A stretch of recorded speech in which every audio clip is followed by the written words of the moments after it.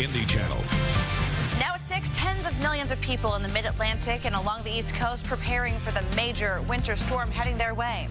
D.C. is really not ready for this kind of weather. Our nation's capital essentially shutting down today. The impacts being felt and how long this blizzard is sticking around. As the East Coast braces for a big blizzard, thousands of flights to the area have been canceled. Coming up, what you can do if your flight was one of them. Day 2 for the trial of the second man charged in the deadly South Side explosion. The personal and emotional testimony jurors will hear today. Well, here's a live look at the Indianapolis Home Show this morning. The big event gets underway today at the State Fairgrounds. And listen up, because during this hour, we are giving you a chance to go for free. I'm here with Todd Clausen in the tracking center today. Now, here at home, we're not tracking too much, except for maybe some clouds. On the East Coast, way different story. You know, it's been the talk for several days now, this big storm system that's heading for the East Coast, and rightfully so. They're talking about 1 to 2 feet of snow. Here, the impact is going to be really, really small. Okay. So as you look at TrueView radar right now, you can see we have the clouds in place, and there's a few snow showers across the far southern half of the state here. And they're going to try to creep their way north throughout the course of the day, but they're really not going to make it much further north than Seymour as well as Bloomington. We'll go over to live TrueView radar right now, and you can see just a few snow showers making their way north of Louisville, heading towards Bedford. And this will pick up just a little bit here throughout the course of the morning. But again, most of us just see cloudy skies and chilly temperatures. We're at 23 right now in Bloomington. 20 is the current number in Peru. 21 in Indianapolis. You'll need the jacket because it feels like it's currently in the teens, and you probably need the heavier jacket throughout the day today because the temperatures are not going to warm much at all. 25 by the noon hour, as our high temperature today will top off at 28 degrees.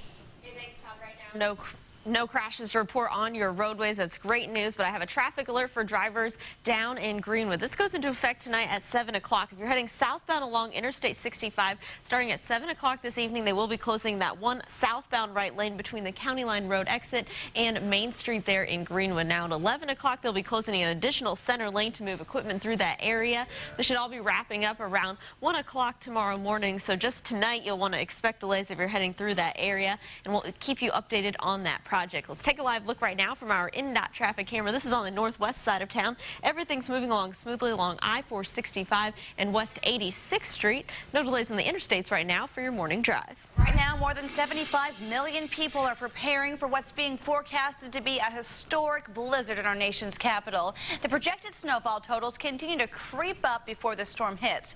Federal government offices here in D.C., well, they're closing down at noon today. Washington and Baltimore are looking to be the cities that will get hit worst. Anywhere from 18 to 24 inches by the time the storm moves out. On top of that, wind gusts up to 40 miles per hour are possible. D.C., Maryland, Virginia, North Carolina, Tennessee, and Pennsylvania are declaring states of emergency ahead of the storm. This morning, the mad dash is on as people stock up on enough supplies to get them through it all. Make sure you have food and supplies at home, not just to last for the weekend, but enough to last up to an entire week. Both rail and bus service in Washington, D.C. will be shutting down later today as well. This massive storm already causing some major headaches for people traveling by air here in Indianapolis and up and down the East Coast as well. Good morning, Indiana's Eric Cox is live at the Indianapolis International Airport, showing us how flights are being affected this morning. Hey, Eric. Beth, according to flight tracking website FlightAware.com, at least 200,000 travelers are expected to be impacted by cancellations over the next 3 days. That's because, according to FlightAware.com, over 4,500 flights have already reportedly been canceled for today and tomorrow. Now, out of that number, the Indianapolis International Airport currently has about 33 canceled flights. And at Reagan International Airport near Washington, D.C., the icers are on standby as all major airlines offer passengers waivers to rebook their flights. In fact, some airlines are shutting down operations entirely at airports within the storm zone. And with that, here's what you can do if your flight is one of the ones canceled. 1, call the airline right away and have customer assistance help with rebooking. If that doesn't work out, then go to 2. Look for alternatives yourself. You can try the airline's app or Google Flights. And last but not least, you can always go to the lounge and see if that helps. After all, there might be an agent who can assist you. Beth? Eric. Eric Cox live at the Indianapolis International Airport for us. Thank you, Eric. All right, continuing our team coverage on this big winter storm impacting the East Coast. Good morning, Indiana's Julie Persley is right in the epicenter, Washington, D.C. Julie, what are you seeing out there right now? Well, good morning. I happen to be here in D.C. because I'm chaperoning one of my daughter's trips here for her and all of her 8th grade class. We quickly learned that we needed to shut this down early and head home. Now, take a look here at the hotel where we are in Waldorf. I told everybody that's with us, I said, you know, it's a really bad sign when we saw this last night. Dozens of electrical crew trucks now filling the side parking lot. A lot of these guys, they rolled in last night from Alabama. They are all on standby here now at our hotel because they're telling people in this area expect major power outages. They're not just predicting inches of snow, as Beth's been saying, feet, in some areas up to 3 feet. And they're going to have wind that's expected to start knocking down all of these trees and power lines. Now, take a look at the pictures that I took earlier this week while we were traveling around D.C. Wednesday night, we were leaving D.C. and getting to the suburbs because snow started falling. There was only an inch of snow on the ground, and it literally brought D.C. to a crawl. It took us 8 hours to travel 33 miles. So we didn't arrive to our hotel that morning until 4 a.m. And we had just been downtown in D.C. looking at some of the monuments. So you can see that this area normally isn't really prepared for much snow, even though they had the trucks out and they were rolling. Even the presidential motorcade was locked down, delayed in the snowstorm. The president, it took him, we heard, more than 30 minutes just to get to the White House. So that was really tough. But again, back out here live, they are telling everybody, be in your home or be on the road out of the city at least by about noon. Absolute cutoff by 3 o'clock today, because again, they even have crews rolling in from other states preparing to help all of the people in this area. So we are just heeding the warnings like everybody else, and we are going to get on the road and we are going to head home as well because, of course, we don't want to be caught in this either. Reporting live from one of the suburbs of Washington, D.C. Back to you, Beth. If you get caught, you might be there for days and days and days. So, Julie. Well, and that's what they're saying, Beth. They're telling people it's not like you're going to be able to hit the road, you know, Sunday. They're talking Monday and on into next week. And some of the areas where the state of emergency is being put into place, they're saying that could last for up to a week. Wow. All right, Julie Persley, stay safe. We'll catch up with you in a half hour.